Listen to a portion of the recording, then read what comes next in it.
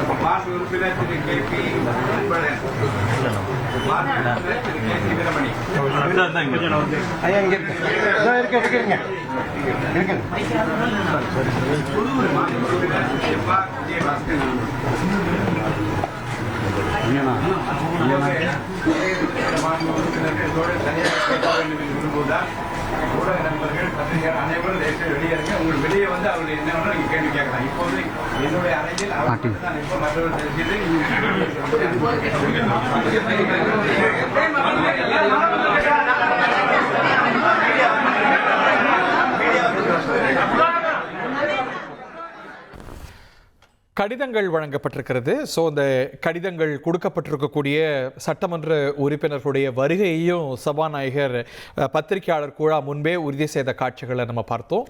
இதற்கு முன்பாக காலையில் நடந்த சந்திப்பு, இந்த சட்டப்பேரவை விஜயத்துக்கு முன்பாக இந்த குழு போய் திரு எடப்பாடி பழனிசாமி அவர்களிடம் போனதை பார்க்குறோம். அதில் முக்கியஸ்தர்கள் அனைவரும் இருக்கிறாங்க. இந்த பக்க முக்கியஸ்தர்கள், அந்த பக்க முக்கியஸ்தர்கள் எல்லாரும் சேர்ந்து திரு எடப்பாடி பழனிசாமியோடு ஒன்றாக காட்சியளிக்கக்கூடிய புகைப்படமும் வெளியாகி இருக்கிறது. இந்த புகைப்படத்திலையும் சரி, இப்போது சட்டப்பேரவை வளாகத்தில் நடந்துட்டு இருக்கக்கூடிய இந்த சந்திப்பிலையும் சரி, மிஸ்ஸிங் ஒருவர் மட்டும்தான், முன்னாள் சட்ட அமைச்சர் திரு சி.வி. சண்முகம் அவர்கள். அவர் வேறு ரூட்டில் போகிறாரா இல்லை சற்று ஒதுங்கி இருக்கிறாரா, அவர் கணக்கு என்ன என்பது வரக்கூடிய மணி நேரத்தில் நமக்கு தெரியும். பட் ஆனால் அவர் இந்த சந்திப்பில் இடம் பெறலை என்பது காட்சிகள் நமக்கு ரொம்ப தெளிவாக உணர்த்துகிறது.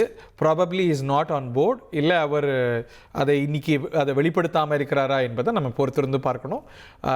நம்ம காட்சிகள் பார்க்கின்றோம். இப்போது அரங்கேறிட்டிருக்கக்கூடிய காட்சி, 2 அணிகளாக சட்டமன்ற பேரவை வளாகத்தில் செயல்பட்டவங்க ஓர் அணியாக செயல்படுவதை சபாநாயகர் முன்னிலையில் அவர் கிட்ட கடிதம் கொடுத்து உறுதி செய்யக்கூடிய காட்சிகள், அதற்கு முன்பாக இந்த சமரசம் வெளிப்பட்ட காட்சிகள், ஒரு தரப்பில் எஸ்பி வேலுமணி தரப்போடு செயல்பட்ட எம்எல்ஏக்கள்லாம் நிற்கிறாங்க.